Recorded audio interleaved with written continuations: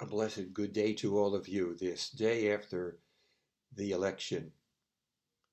It's the early morning as I make this recording, and all of the uncertainty and the change of expectations that have happened in the political landscape of our country has me concerned and yet needing to take this Psalm 44 as a way to interpret what's going on in our world.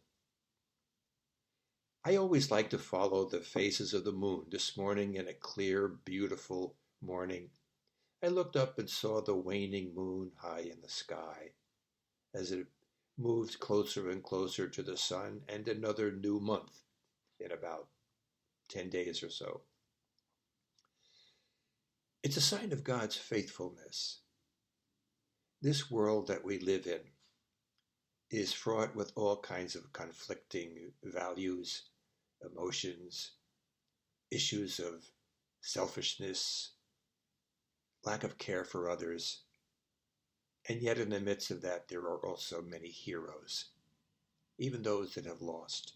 At this point, we don't yet know who the president's going to be, but the political landscape has shifted greatly in the Republican, and I don't want to say this Republican Democrat, but in a way that reflects an inward movement in the world that is not really exactly the way God would want us to be in the kingdom. So it's in that context that I lift my heart to you as we share this psalm and share the little fire starter that I wrote some years ago to help people to begin to interpret this psalm with some reflections afterward. So I'm pleased to share this with you. And we'll begin as we normally do by relaxing. You're alive. You're breathing. You're listening.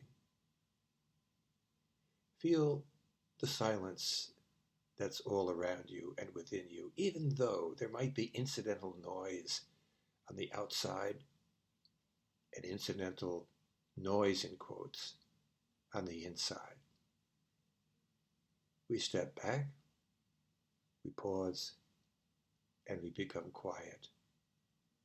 So let's listen and share together about a half a minute of silence.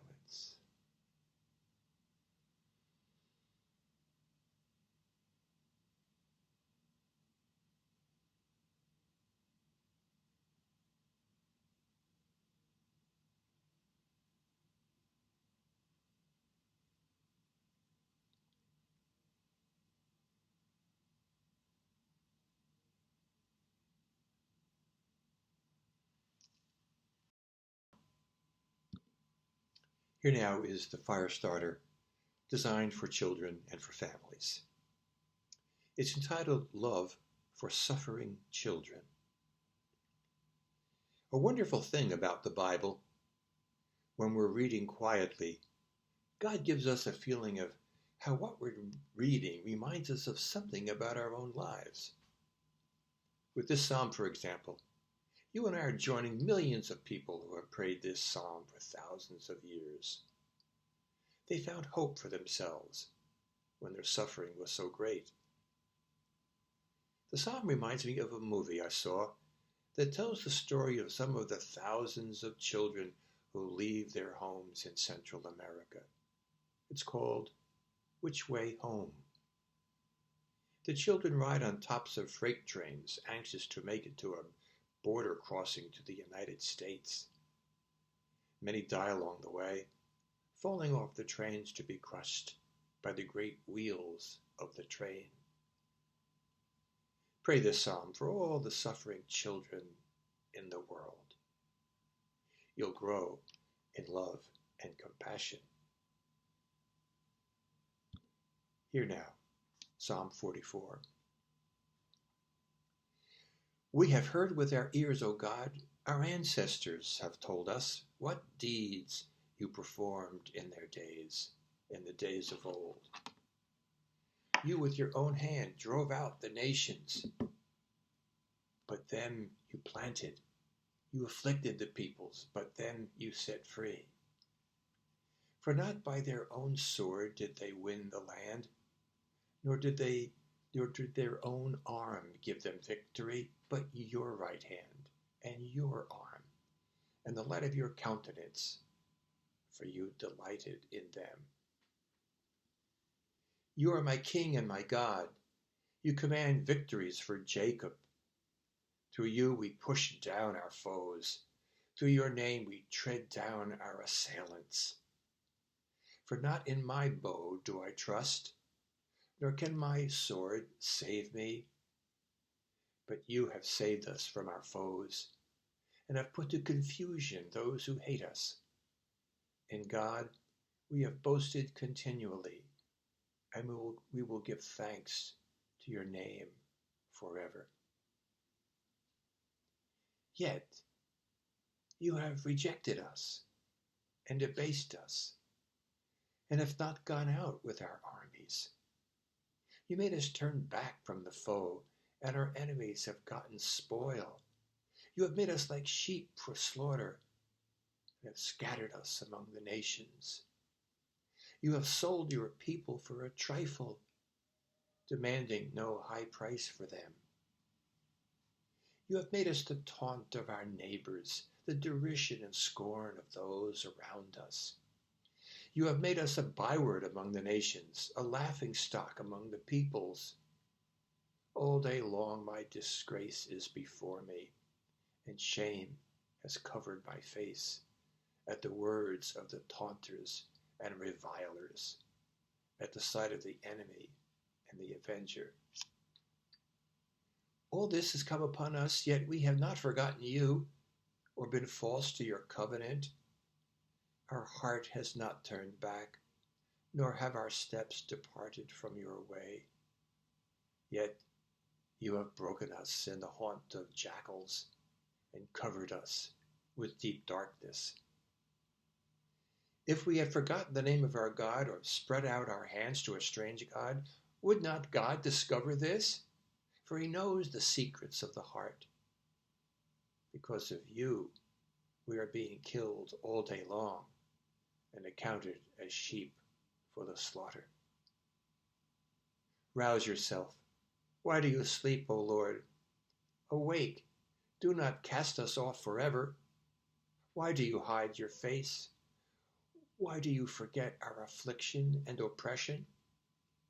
For we sink down to the dust. Our bodies cling to the ground. Rise up. Come to our help. Redeem us for the sake of your steadfast love. What an amazing psalm. Do you see the abrupt change that happens as we read this psalm? The change from verse 8, which says, in God we have boasted continually, we will give thanks to your name forever. Yet you've rejected us and abased us, and have not gone out with our enemies. The abrupt change is something that identifies with all those abrupt changes that we have in our own life. And the fact that somehow all of these things are assigned to God. It's the problem of Job, isn't it? Of these things are happening, God's all powerful, so God must be involved with this in some way. The fact of the matter is, God is involved, but it's not according to our expectations. You'll recognize that in that one of my favorite passages in the Bible is Romans 8, in verses 8:33. The suffering of this present time is not to be compared to the glory that is to come. He's not just talking about the next world, but the glory that is to come now. If we can discern what it's like to find something redemptive in suffering. Psalm 42, verse 22 is quoted by Paul in that Romans 8:36. You've led us like sheep to the slaughter. So one of the things that we need to reflect upon is suffering is not a sign of separation from God, but it's a sign of those who follow Jesus, of those that can identify with Jesus on the cross, that the suffering can be redemptive if we are one with Jesus, who will bring us to a resurrection. Maybe it's not going to be a resurrection in terms of political preferences, but an inner resurrection where the peace that passes understanding is not going to escape us, but is there. So take whatever is bringing you suffering in your life, physical, fears, the pandemic, political conclusions, all the things that might bring suffering to you. Remember that Jesus said, "Blessed are those that suffer persecution for justice' sake." So, Lord, I'm going to ask that we would not allow present circumstances in our lives, whatever they might be, to alter the fact that you can make us redemptive cooperators with Jesus' suffering, and the love that does not turn away but increases it all the more. Your love in our heart that increases and abounds. The very last word in this psalm is God's steadfast love. So I look again at the moon, sign of the fidelity of God's presence. It's a sign, the beautiful morning. God is giving us day after day after day. And whatever might be filling those days in your life, to the extent that there is suffering and disappointment, that it's a sign that, like the suffering servant in Isaiah that is identified with Jesus on Good Friday, that suffering is a sign that God is with us. Prosperity is not necessarily a sign that God is with us, and suffering is not a sign that God has abandoned us. Quite the contrary.